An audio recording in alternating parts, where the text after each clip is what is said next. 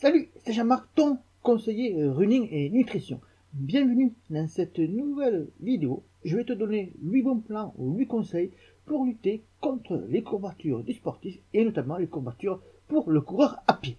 Alors, tu as certainement connu ça, sans pouvoir forcément expliquer, mal aux cuisses, aux mollets, aux ischios. Le lendemain d'un gros entraînement ou d'une compétition, ta démarche ressemble plus à celle d'un cow-boy comme John Wayne plutôt qu'à une personne en super bonne santé, en super forme. Alors cette sensation d'inconfort se manifeste généralement dans les 24 heures suivant l'exercice. Tu peux avoir surtout un pic le deuxième jour. Alors, ça peut paraître surprenant, mais très souvent, après le deuxième jour, après les premières 24 heures, donc dans les 48 heures, tu as un pic le deuxième jour et ça disparaît logiquement 3 à 4 jours après. Alors, des études avant d'en arriver aux 8 bons plans, aux 8 conseils pour limiter, repousser les courbatures, intéressons-nous d'abord ce que c'est qu'une courbature, mais là je ne vais pas te faire un cours de biologie là-dessus ou de science, hein. Je vais juste te dire ici les raisons, ou plutôt les causes, des différentes causes qui ont été mises en valeur, ou plutôt des études scientifiques qui ont montré les raisons des contractures musculaires, elles peuvent être de plusieurs sortes en fait. T'as l'accumulation d'acide lactique, les microtraumatismes musculaires, ça peut être aussi dû au spasme musculaire et ça entraîne des réactions en chaîne, donc des réactions inflammatoires, d'où l'arrivée des courbatures. Alors, j'ai eu dernièrement plusieurs messages me demandant quoi faire contre les courbatures, et c'est de là que j'ai eu cette idée de te faire cette vidéo. Donc, en premier, si ça t'arrive, sache que tu n'es pas le seul. Tout le monde, tous les sportifs, tous les runners ont déjà eu des courbatures, que ce soit un sportif qui débute en course à pied ou quelqu'un de plus aguerri, de plus en forme. Et en deuxième, ce n'est pas un mal qui te ronge, ne crois pas que les courbatures c'est le mal, hein. Les courbatures sont normales, elles marquent aussi un processus d'apprentissage et de progression, tout en te prévenant de faire attention parce que là, tu as peut-être atteint certaines limites à ton corps. Maintenant, place aux 8 bons plans contre les courbatures du coureur à pied, parce que, mine de rien, les courbatures, hein, ce n'est pas fatal, ce n'est pas aussi un mal obligatoire.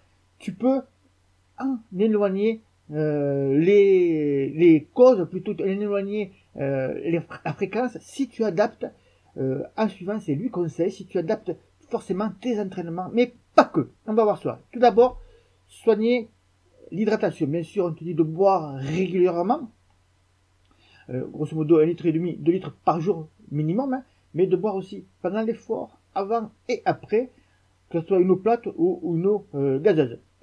Il faut savoir que la déshydratation favorise l'apparition des courbatures car les muscles éliminent alors moins vite l'acide lactique que les autres déchets. Donc boire avant, pendant, après.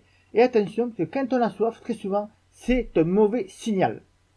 Et donc, quand on a soif pendant l'effort, ça veut dire tout simplement, ou dans la journée, qu'on va subir, ou qu'on subit déjà une petite déshydratation. Et donc, il faudra refaire les stocks de liquide, mais ne pas boire 1 litre d'un coup, plutôt boire par petites gorgées. C'est pour ça qu'on recommande par exemple pendant l'effort de boire toutes les 10 à 15 minutes d'eau à 3 gorgées pour éviter notamment un retour et des troubles gastriques.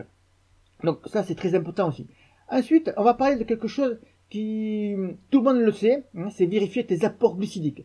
Mais les glucides ont une mauvaise presse chez les sportifs et beaucoup s'en passent dans la semaine ou limitent leur apport avant ou pendant les entraînements ou après. Hein. Pendant les entraînements, c'est sous la forme d'une boisson glucidique, on va dire, avec de boisson énergétique de l'effort. Et très souvent, les coureurs, les sportifs, hein, réchignent souvent à manger des glucides parce que ça fait grossir, parce que c'est pas bon, parce qu'il y a du blé, parce que c'est du gluten, tout ça. Il existe vraiment différentes sources d'apport glucidique. Hein. Si tu veux pas manger des pâtes, t'as le riz, t'as les pommes de terre, tout ça. Mais ils sont vitaux pour ta performance sportive et pour la récupération. Les stocks de carburant, donc de glucides, doivent être optimaux avant un entraînement. Il faut donc privilégier les sucres lents, les pâtes. Hein. Tu sais qu'il existe aussi des pâtes de riz, par exemple, très très bonnes. Il y a le riz complet, par exemple, les pommes de terre. Cela permet de limiter la production de déchets musculaires qui sont à l'origine des courbatures. Ça, c'est les 2 premiers points qu'on a vu autour de la nutrition et de l'alimentation. Ensuite, il y a l'échauffement. Un échauffement bien fait diminue les risques de lésions musculaires. C'est pour ça que dans tous les programmes que nous avons sur running et try.net, on te sensibilise sur notre protocole d'échauffement en 3 étapes. Sache qu'un footing de 10 minutes, par exemple, avant une séance de VMA, c'est insuffisant. Ensuite, il y a d'autres points qu'on va aborder aussi, c'est le fameux retour au calme. Hein. Il ne peut pas être oublié. Si tu ne sais pas ce que c'est le retour au calme, c'est la période qui conclut la séance d'entraînement, notamment après avoir fini tes séances de fractionné, par exemple. L'idéal serait d'avoir aussi un retour au calme après une compétition, mais c'est plus compliqué à faire, forcément, parce que tu as le ravitaillement, tout ça, tu es très fatigué, et puis tu discutes avec les amis, les copains, ou d'autres personnes que tu as rencontrées sur ton lieu de course, et donc forcément, on oublie un petit peu le retour au calme. Le retour au calme, qui est très souvent un petit footing que tu vas retrouver à la fin de ton entraînement, par exemple, après avoir des séries de VMA, de fractionnés, un petit retour au calme d'un footing. Alors pour nos membres, c'est un footing en allure A1, A2, 10, 15 minutes, ça suffira largement, même 10 minutes, ça suffira largement. Il permet la disparition, ou du moins de réduire ton taux d'acide lactique au niveau musculaire. Ça c'est très important aussi. Ensuite, il y a quelque chose qui coûte pas cher, hein, et que tu vas peut-être payer aux alentours de 45-50 €, voire moins, hein, maintenant, je pense qu'il y a moins, hein. Mais tu vas t'en servir énormément, et franchement, ce n'est pas un gadget, ça apporte vraiment un plus aux coureurs et un plus de confort dans la vie de tous les jours, dans ta journée, par exemple, sur le travail, tout ça, et qui n'est pas négligeable.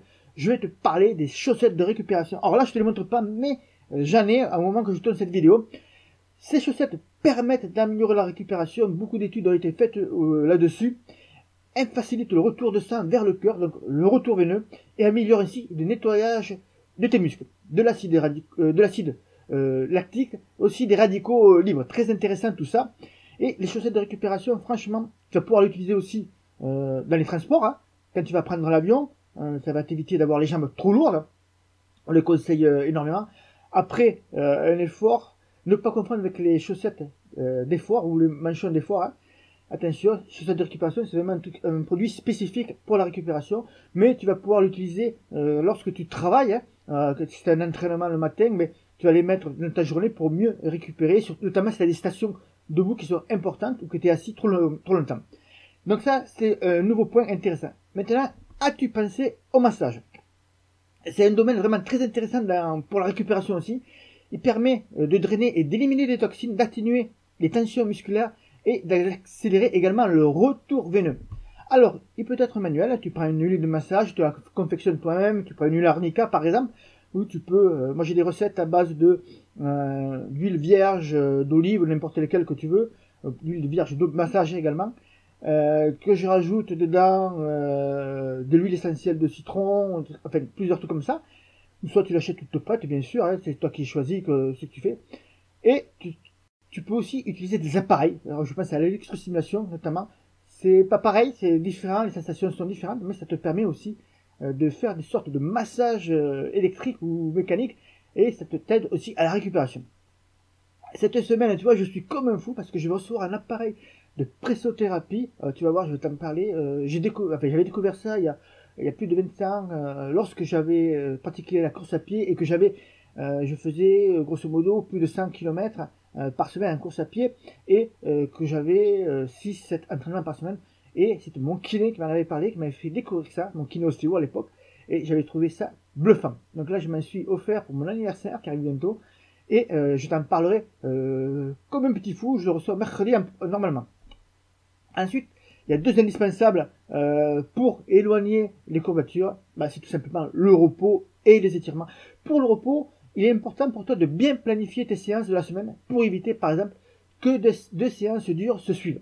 Les jours de repos et de récupération ont une place importante dans ton processus de progression de runner, mais également tu ne peux pas les mettre n'importe comment. Il y a, on va dire, quelques principes qui vont t'aider à bien les placer, notamment, par exemple, en évitant que deux séances dures de fractionner, par exemple, se suivent, hein, mais également par rapport à tes sorties en endurance longues, tes sorties longues, par exemple, parce que les sorties longues vont entraîner également des courbatures, peuvent entraîner des courbatures, vont entraîner déjà de la fatigue, même si c'est moins intense qu'une séance de fractionner, ça entraîne de la fatigue.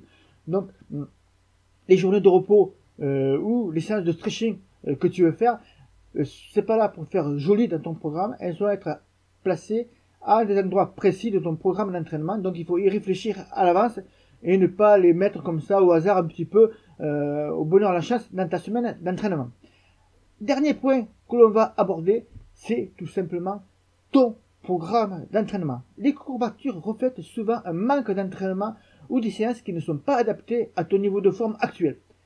Alors, pour les retarder, les courbatures, pour échapper, il te faut doser ta progression de ton activité sportive, donc de tes séances d'entraînement en course à pied, de renforcement musculaire ou d'autres activités sportives que tu fais à côté en plus de la course à pied.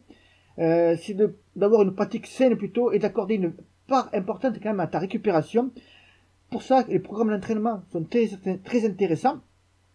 Tu en trouves un peu partout. Mais moi, je te propose une méthode, une planification, enfin une méthode plutôt en 7 étapes que tu peux réaliser. Tu vas craquer le code pour réaliser toi-même tes propres séances d'entraînement, tes propres programmes d'entraînement sur plusieurs mois. Tu vas craquer un code parfois à moins de 24 heures, de 48 heures. C'est simple, tu as 7 étapes à suivre. Je t'ai laissé un lien en dessous de cette vidéo pour y aller si tu n'es pas encore, si tu ne connais pas la méthode FAC, fabrique à coureur, et tu vas voir cette étape très simple. Comme dans cette vidéo, je vais t'expliquer ce que tu vas faire le premier jour ou la première étape, et puis les autres étapes vont s'enchaîner.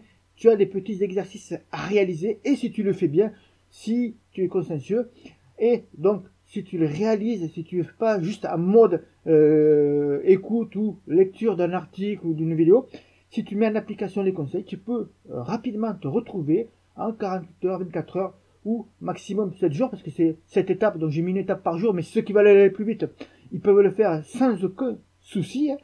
Et donc en cette étape, tu as ton plan d'entraînement pour plusieurs mois, parce que tu seras capable de reproduire tes programmes d'entraînement en fonction de tes objectifs, sous forme de blocs de 4 ou 8 semaines, en fonction des objectifs forcément, et de le répercuter, de le refaire plus souvent, donc de faire ta planification sur plusieurs mois, voire sur toute ta saison sportive.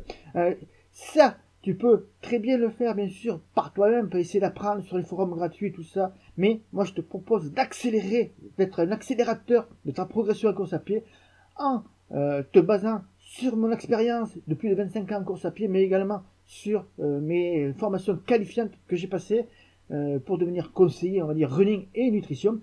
Moi, je te propose une formation accélérée en 7 étapes simples et rapides à mettre en place pour réaliser tes propres programmes d'entraînement et devenir aussi autonome. Tu as le lien en dessous de cette vidéo. C'est la méthode FAC à découvrir pour toi. Je te dis bon run et à bientôt. Et évidemment, si tu as des questions autour de ces 8 conseils ou ces 8 bons plans pour retarder les courbatures que tu peux rencontrer, tu peux le faire en dessous de cette vidéo. J'y répondrai avec très grand plaisir. Je te souhaite une bonne journée. Je te dis à bientôt et bon run. Ciao, ciao.